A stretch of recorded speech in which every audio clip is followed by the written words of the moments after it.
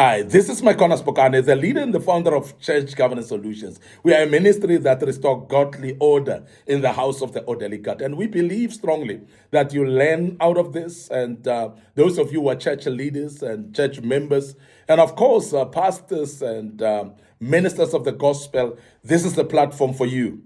And today we want to invite you as we speak about some tips that may assist you to achieve objective of building the house of the Lord. Things that may help you to achieve the objective of building the house of the Lord. We are quite aware that there are many churches that desire to build their own churches or build their own buildings. We know that there are many that are announcing a building fund, and people are contributing monies because you desire to have your own building. And these are the people that we're speaking to today. And we hope that you're sitting there and listening to us. And some of you are still fellowshipping maybe in tents, in temporary places, in rental places as well. And you want to sit back, and maybe this is very important for you to sit back and listen to us as well. We want to advise you on some few ways of consideration or things that you need to consider if you are having that dream of building the Lord a house or having a house of worship for your church. And this is very important. And the first thing that we want to urge you to do is to develop serious hatred for renting and for use of a tent. So you need to start really hating to be where you are. Start hating the renting of every month and not be too comfortable with renting. Because there are those that are comfortable with renting. To understand that we have seen churches that are spending quite a fortune in renting. We know churches that pay 45,000 rands to rent a place whereby they're having only about 50 to 100 members, but they're renting for 45,000 rands. And we want to urge you to consider hating that rental, because starting to see that as waste of money, starting to see that this is a lot of money to pay in a place where we are not owning the place. Now, start hating that. And when you start to really hate renting, you start hating temporary structures, you start hating to be in a tent actually where it's uncomfortable, you start hating that. And that's the beginning, because you need to really see the need of moving from where you are, and don't actually pitch what is temporary and make it permanent. No, you must actually always treat what is temporary to remain temporary. And that is what will urge you to say, but you need to move on. Now, the second thing that we need to advise you is to develop serious desire and drive to build the house of the Lord. Because when you start to hate the temporary structures and tents and so on, therefore you must tell yourself, I want to build the Lord the house. I want to make sure that our church has got a house or a building where we fellowship in. We want a place of our own. So you must actually have that drive. And that desire must be so strong in you that it doesn't make you even to sleep. And this is very important that we emphasize that, because there are those that are sitting back and comfortable. People that are in temporary structures for years and years, but yet they're attempting nothing. They're doing nothing to make sure that they move out of those temporary structures. We want to urge you to start actually being uncomfortable with temporary structures, then desire to build a church or a building. Now, the other thing is you need to pursue to secure a land for the church as a matter of urgency. Now, I want to urge people to look at it this way. Those that are in the villages, it might be fairly cheap and easier for you to get the land from the chief there. And get the land of your own. Even if you're building a tent, let it be on the land of your own, because then it becomes very important to do so. We have seen those that are in urban areas, how complicated it can be to get your own stand or your own land, and how expensive it may be to get your own land, but prioritize it, by the way. So you need to start pushing some bounds and making some plans in buying your own land. We have seen people that collect the monies and to make sure that they're raising funds and so on. But at the end of the day, they're making no effort to buy their own land. They're making no effort to find out about the land around the place. And this is very important, that as a leader and a visionary, you might be a pastor, you might be a church elder or board member and so on. Please let it be that is the desire of you and your church and you and your leadership actually to find a land. So please go all out to find a land. Go all out to look for a land, because it's very important that you do make at least an effort, because without an effort, there's nothing that's going to happen. And we want to urge you, therefore, that make sure that you pursue to secure a land of your own as a matter of urgency. The other thing is you need to change the mindset of seeing tithe as money for pastors' personal needs, but instead for the church coffers. When a pastor starts to see a tithe not as a personal money, but to see it as money that goes to the church coffers for the sake of doing work for the church, that becomes a turnaround. That becomes a changing point. Because there are those that see tithe as something that comes to the pocket of a pastor for their own use. And when you start to see it that way, you are missing it, because remember that tithe is the most stable means of finance for any church.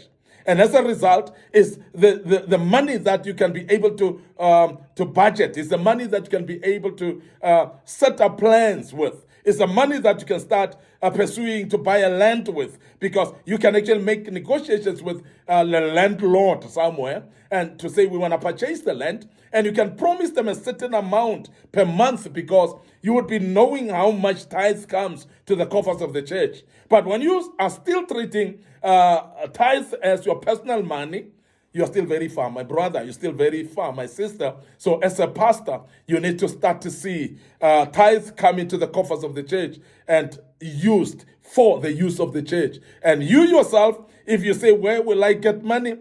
Structure a salary structure, a stipend of some kind, whereby you're earning from the church, not taking the tithe to your own pocket. And that advice, very, very, very expensive advice, but we're giving it for free for you. And I hope that you will learn out of this, because there are many of our pastor friends that we know that when they take offering or they want to take tithe, they take it directly to their pocket. And that is why we don't see progress. That is why we don't see anything moving in that particular church where you are. And this is very important then, that you start to change that mindset. You start to see tithes differently, because it's the most easy finance to budget with, because as I said, it is having a level of surety. It's having a level of assurance of knowing that tithes will surely come. And based on that, you are going to start to see the great work that God is going to use you for by buying the land, because you'll be able to negotiate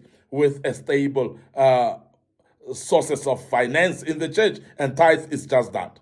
The other thing is, never wait to have lots of money to start a building project, but start with the little money that you have. Start with the little money that you have. Now, there are many people that always, when they want to do things, whether it's a business, whether it's a church work and so on, they say we're waiting for the day we have a lot of money. And therefore, they are announcing church building fund, but they don't put up a date of starting.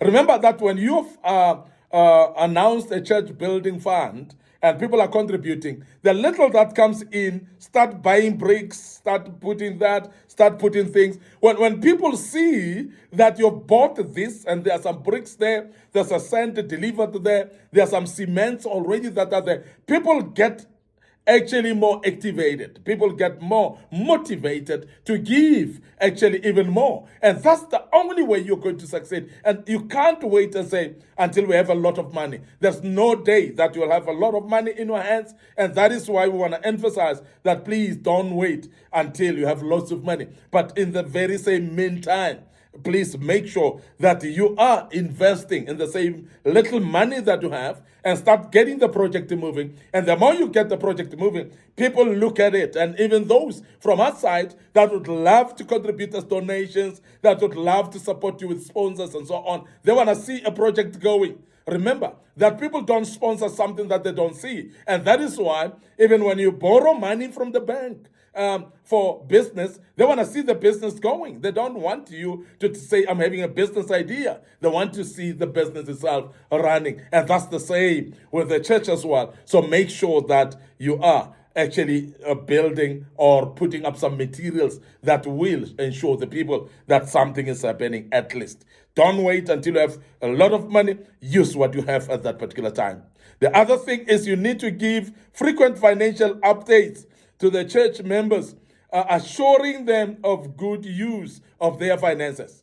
And as Church Governance Solutions, we want to emphasize that church finances are public monies that need to be accounted for.